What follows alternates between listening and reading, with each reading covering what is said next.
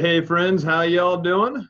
All righty, so this is our third of our 7 lessons together before you're going to go out and hang out with Miss Hodge for a little bit. So to begin with, we're going to get to our essential skill for chapter 1. This is the one that's called transformations. Now, transformations is something you're going to be doing both semesters. It will also be a part of your trig graphs as well.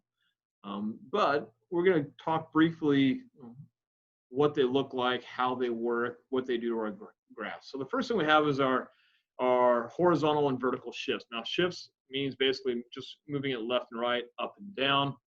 A lot of pre-calc curriculums will use D and C. Miss Hodge will use D and C. I try to keep it in line with what you guys did back in integrated 2 and 3, and I use H and K. So I'm going to throw those on there, even though they won't be there from here on out. It doesn't matter. Letters are honestly arbitrary. It doesn't matter. It's just if and when we eventually get together again and I start using H and K, I want you guys to know why I'm using H and K. So those are all in my class. So that'd be a minus there. That would be a plus down here. Okay, so H and K. D and C. D or K, that'll move the graph up and down. C or H, that'll move the graph left and right. Right? And again, we also, if there was a negative on the outside, so if you notice down here, that'd be our A value. If our A value was negative, that would take our graph and that would reflect it over the x-axis. If our B value was negative, so you see that negative here, that would make us have a horizontal reflect over the y-axis, or a horizontal reflection. So those negatives, if you see a negative value for A and B, that just means we're going to reflect. And then from there, A is going to stretch a graph and B is going to compress a graph. So now, if A is greater than 1, that's going to take our graph and it's going to stretch it up like a rubber band. But if A is less than 1, then it's going to take the graph and it's going to stretch it. So one of the things you need to remember about a compress is when it does compress, this is always a fraction. So our factor, our A value that we're going to use for stretching is always whatever it comes out to be. So A would be the stretch factor. However, for compressing, since it's already a fraction between 0 and 1, we make our compression factor for compressing 1 over the absolute value of A. Okay. So the absolute value of A is our stretch factor. 1 over the absolute value of A is our compress factor, but that only happens if the absolute value is between 0 and 1. Likewise, it's the same thing here. If B is greater than 1, it's going to horizontally compress it. But if the absolute value of B is less than 1, then it's actually going to pull it apart. And so even for that, for our B value, it's going to be kind of that same thing as well. So the absolute value of B is the compression scale factor, but 1 over the absolute value of B is the horizontal scale factor. I'm going to give you guys a second so you can write that in on your notes there. And then we'll go ahead and we will move on here. All right, gang.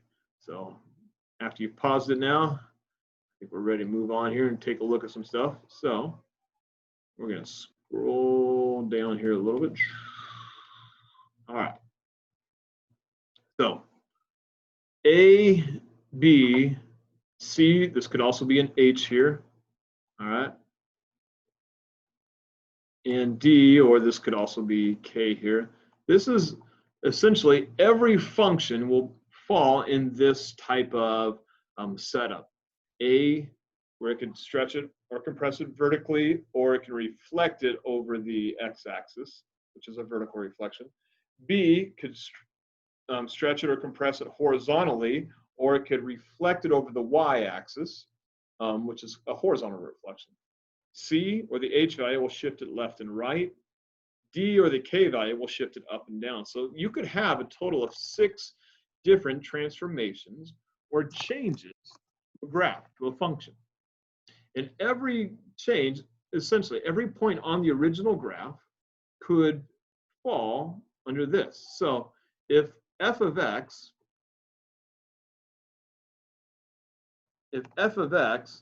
is some x and y value, then g of x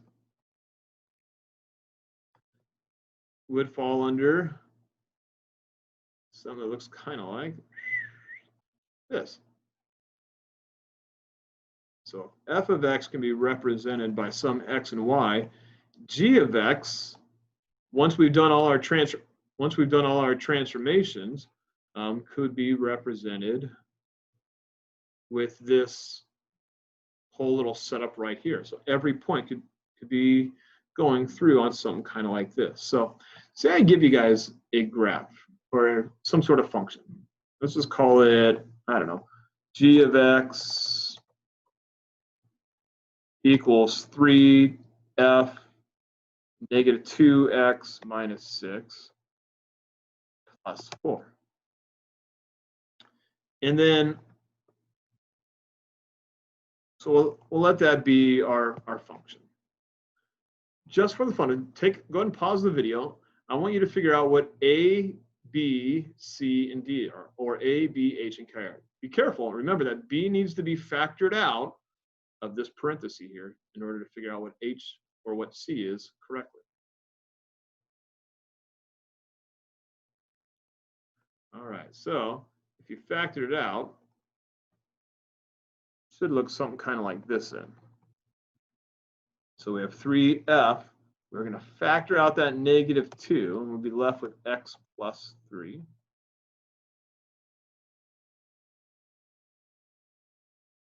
Plus 4. So that means that we have an a value. That is 3.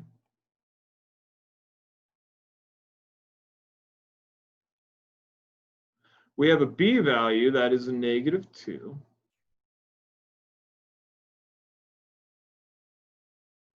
We have a c value or an h value, call it whatever you want. That is negative 3. And technically C and D are actually the correct letters to use. Every pre-calc class in textbook uses C or D. I don't know why, I just like H and K always. D or K would always be equal to positive 4.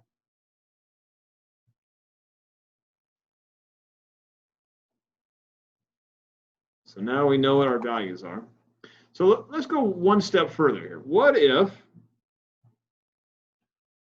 I give you a problem like this? If negative 6, 1 is on f of x, then what point would it be on g of x? So say I give you a point that I know is on that original function, that f of x function. Could you use this to determine what that point would be on your g of x function? So in other words, I gave you the f of x function. Now we're going to use this to figure out what that point becomes when we transform it into that new transformed graph, that new g of x function. So we're going to take that point that we have, that negative 6, 1, and we're going to put it on our new graph. So I'm going to take the negative 6, and it says I'm going to divide it by b. So my b value was negative 2. And then I'm going to add it to my c value. Add it to my c value. So I'm going to add it to negative 3.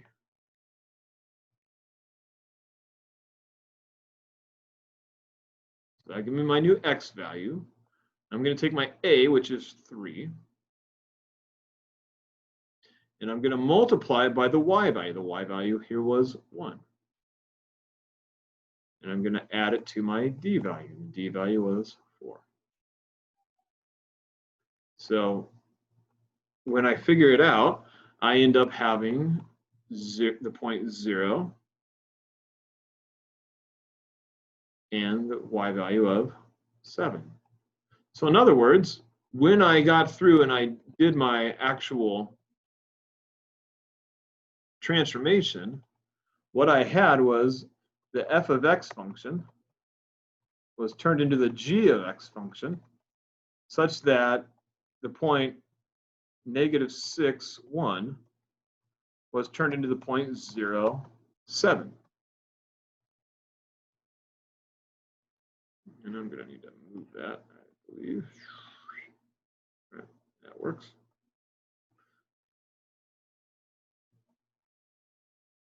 So my f of x function, my original parent function, was at -6, 1, and it turned into my g of x function, which was 0, 7.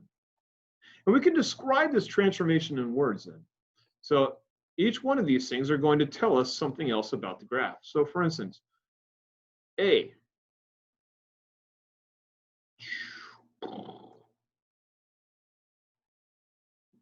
A, since it's 3, it tells me, A is telling me that my graph was vertically stretched by a factor of 3. Since B is negative, that tells me that it was reflected over the y-axis, which is the same thing as a horizontal reflection.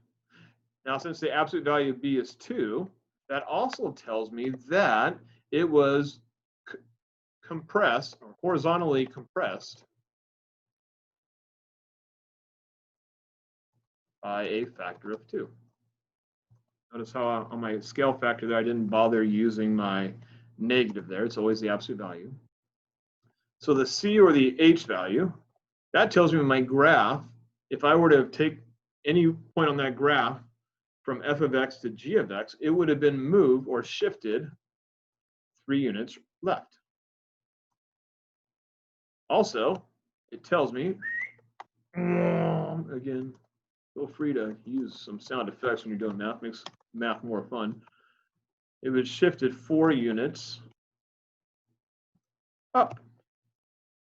So knowing about these A, B, C, and D, A, B, H, and K, I know exactly how that my new graph, that g of x function, was change, how it changes my f of x function. It can change every point, and then I can describe that transformation. Okay, and this is our essential skill, and this is what we're going to be doing today. We're going to be changing functions around, changing graphs around, and then using that to then go ahead and graph the new graph and describe it. Oopsie. They're all drawings. Mouse, there we go. All right.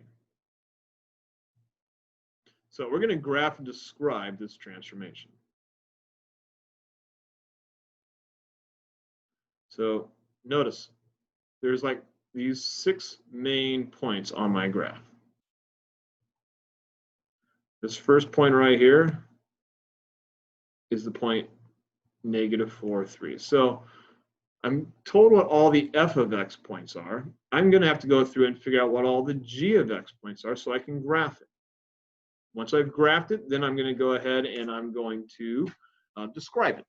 So we're going to get our points, we're going to graph the function, and then we're going to describe it. So we'll start off here. We're going to have to factor out my b value. So I have g of x.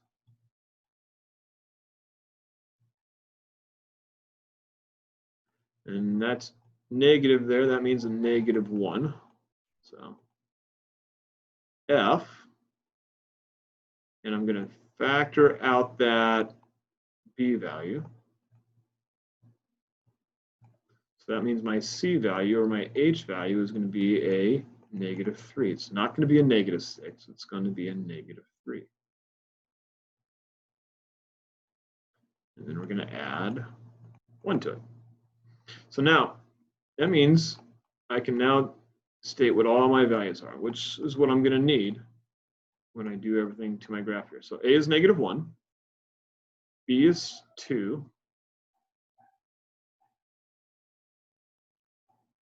let's see what else we have here. We're going to have H, which is -3, so C or the H value. That's a -3. And D, or the K value,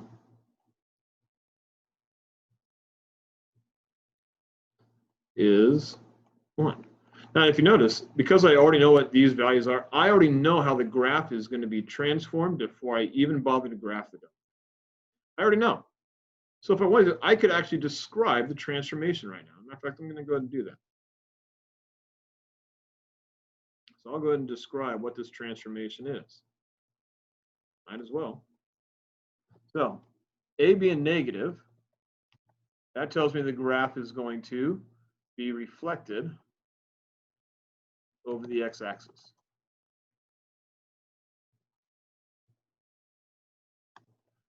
B being a +2, that tells me that it's not going to have a horizontal reflection, but it's going to be horizontally compressed. Horizontally compressed by a factor of 2. The C value being -3, C being -3, that's going to tell me it's going to shift left 3 units.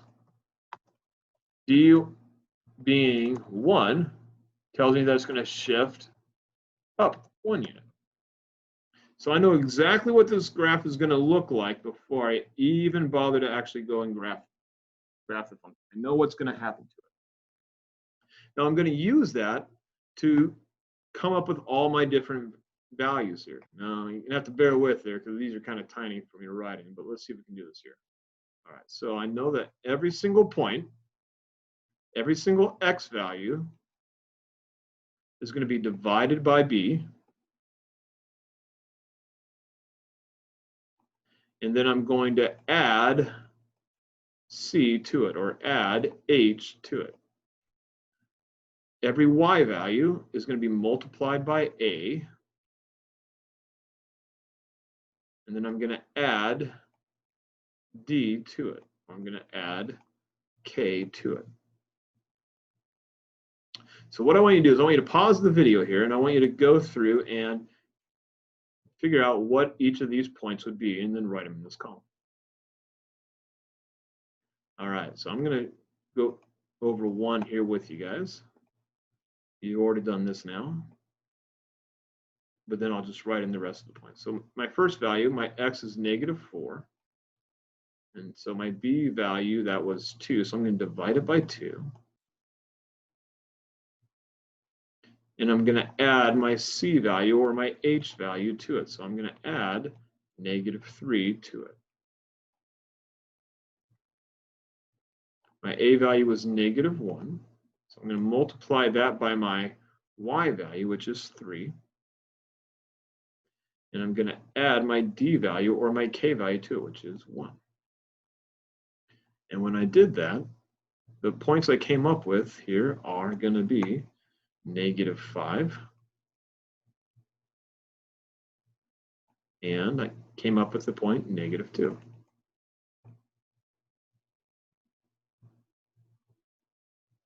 So we're going to go through and we do all our points. So here, let's check to see if these are the same points you came up with. -4, 0. -3, -1.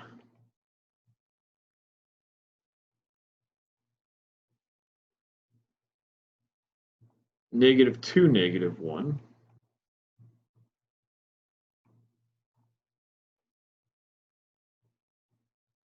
-1, -3.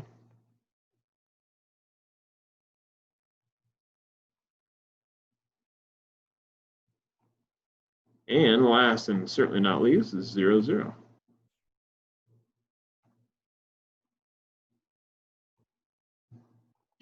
So now we've already described it. We found out our new points. Now we need to graph it.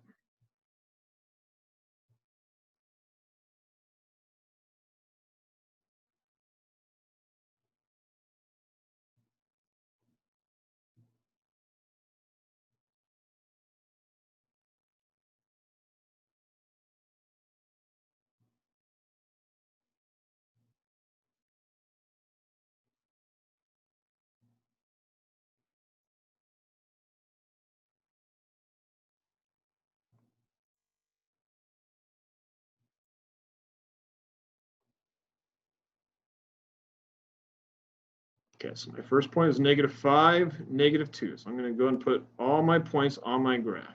I'll connect them here in a second. Then I had -4, 0. Then -3, -1. -2, -1.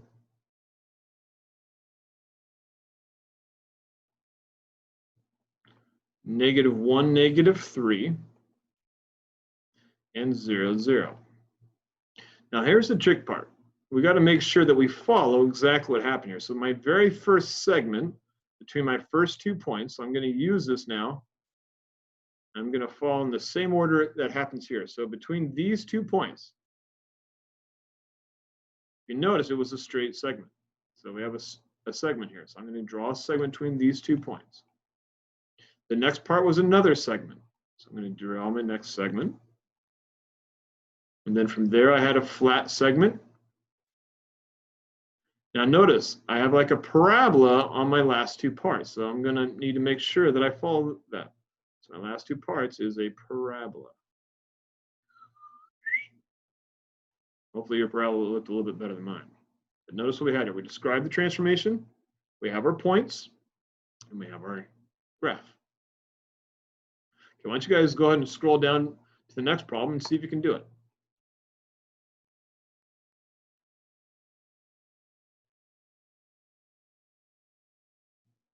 Hopefully you guys have paused that. Now that you're done here, hopefully you've unpaused it now. Let's go ahead and try this together here. I'm going to go ahead and take out my b value here. So here we go, k of x.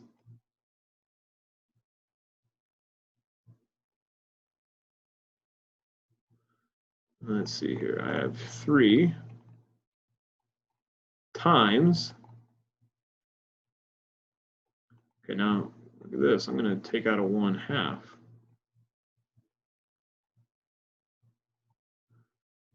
X plus, so 1/2 goes into 1 twice, so that's x plus 2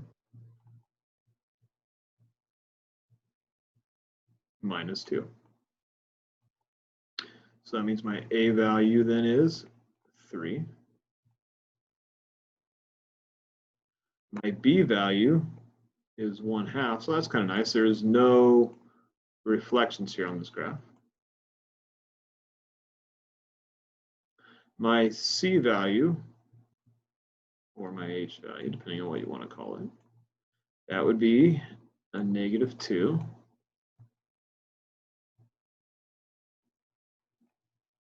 And my k value, or my d value, would also be a -2. So notice, oh, I don't want to put that d too close together, it spells dork. Which you all probably think that's what math is for. Ah, math is the greatest.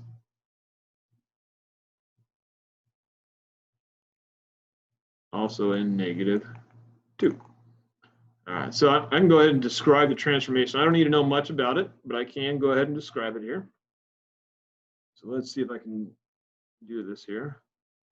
Now notice my b value is a fraction, so that's going to change a little bit. When I get to the b value, I'm going to have to do the reciprocal of it because my scale factor is always going to be greater than 1. So anyways, the a is a +3, so it's vertically stretched by a factor of 3. My b value is 1/2, so I'm horizontally stretched by a factor of, I'm not going to put 1/2. All right, so when it's between 0 and 1, we have to do the reciprocal of it. So let's say the scale factor was 2/3. Say my b value was 2/3. My scale factor would be 3/2. If my b value was -4/5, we just drop the negative, but the scale factor would be 5/4. So my b value is 1/2, so the scale factor is 2. Now my c value tells me that I am shifting to the left 2 units. And my d is going to tell me that I'm going to shift down 2 units.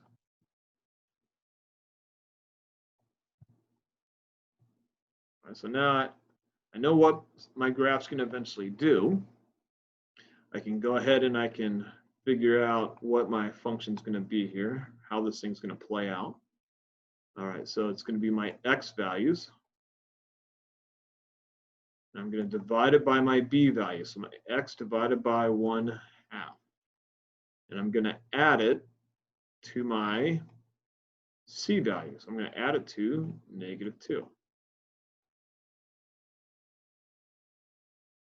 Then I'm going to take my a value.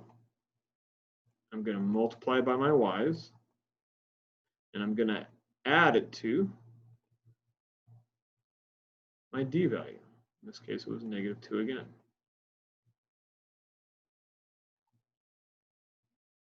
So this is what we're going to do to all of our problems here. So realize when I'm dividing by 1/2, that's the same thing as I'm going to actually multiply it. Notice that's really me multiplying by 2. So dividing by 1/2 is the same thing as me multiplying by 2. So this is what I'm really doing to all these points here.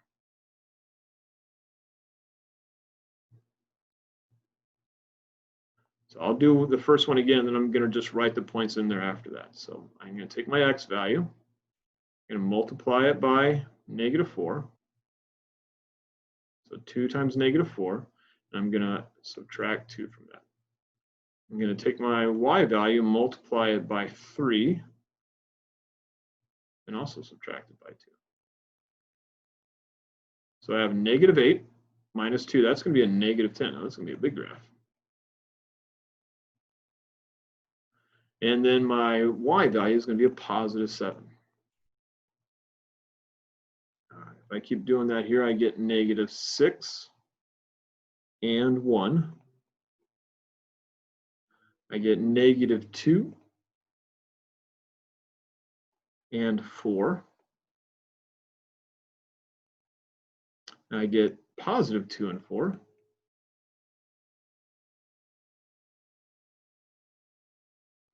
Six and 10. So this graph is just a tiny bit bigger than the other two graphs. And then 10 and 1.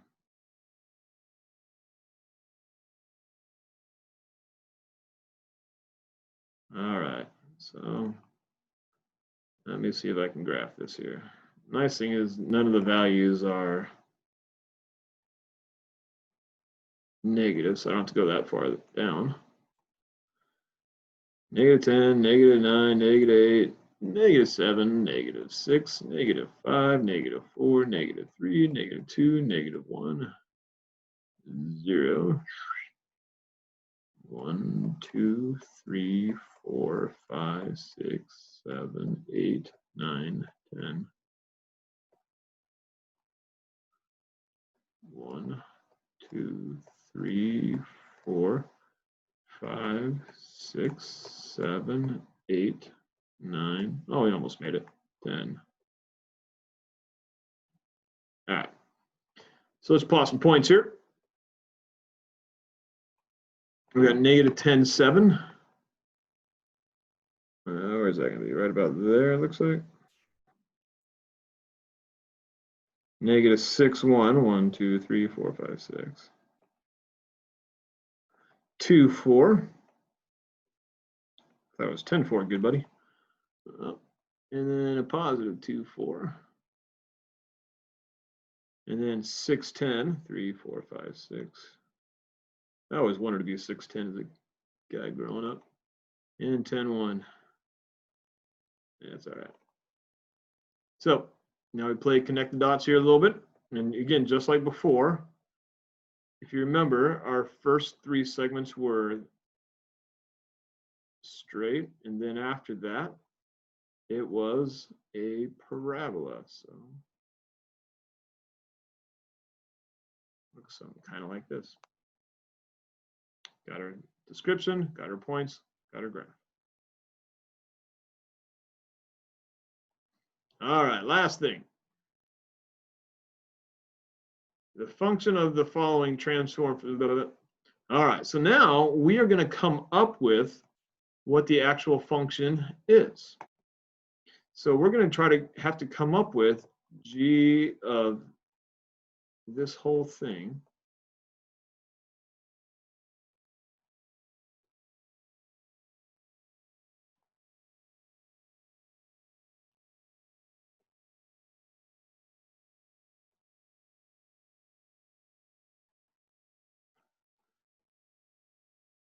So we got this. Oopsies.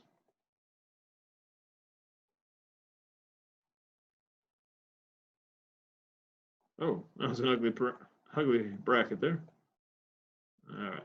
So now when it says justify all the alterations for what we're doing, I'm going to do that in the writing as we go through here. So first of all, it tells us that g of x is the following transform function of f of x. So we've already kind of went through and did that already. So let me see if I can hear. G of x is the following transform function of f of x. That's why g of x was over here, f of x was over here.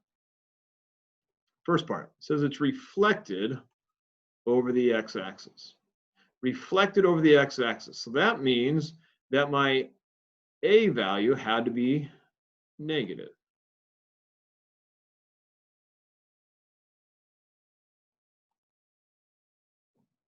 So as I go through and I'm trying to figure out how to write all this stuff,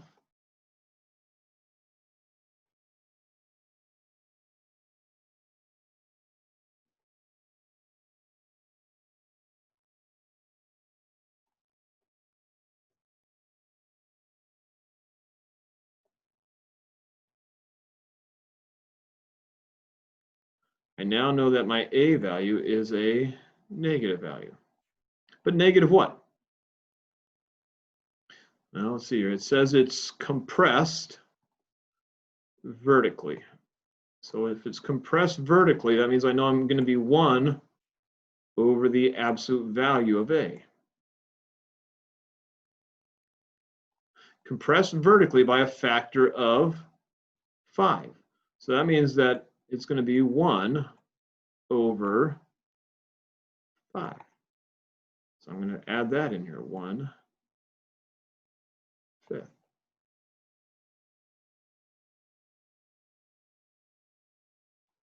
Next part is it says it is horizontally stretched by a factor of 3. All right, that means b then is going to be 3.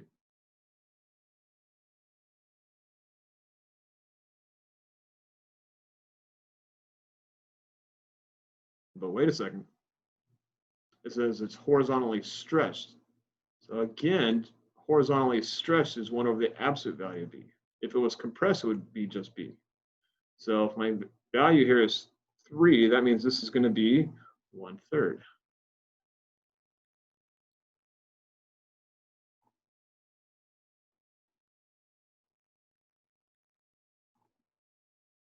Okay, let's keep going here. We're just about done. It says it's going to be shifted 22 units to the right. So that means then that my h value is a positive value. That's going to be 22.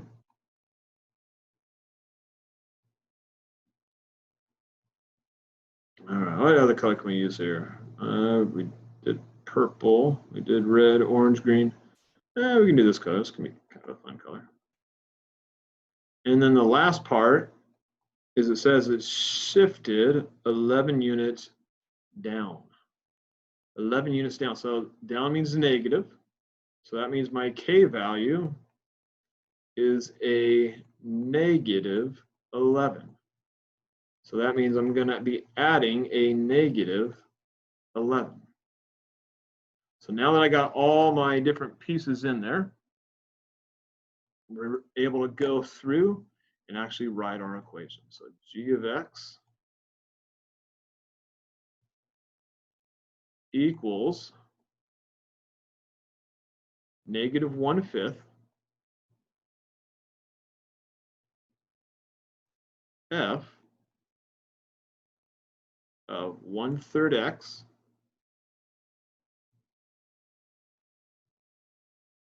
minus 22/3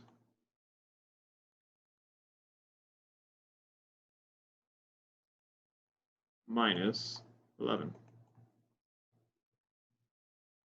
So this whole function would have been described by this equation. All righty, friends. Again, this was our essential skill. So if you need to go back over and rewatch the video, do it. All right, but make sure you're taking your notes as you go through, and we'll add some practice on Schoology for you, so you guys can get some extra practice at this as well. Okay. All right. Have a good day.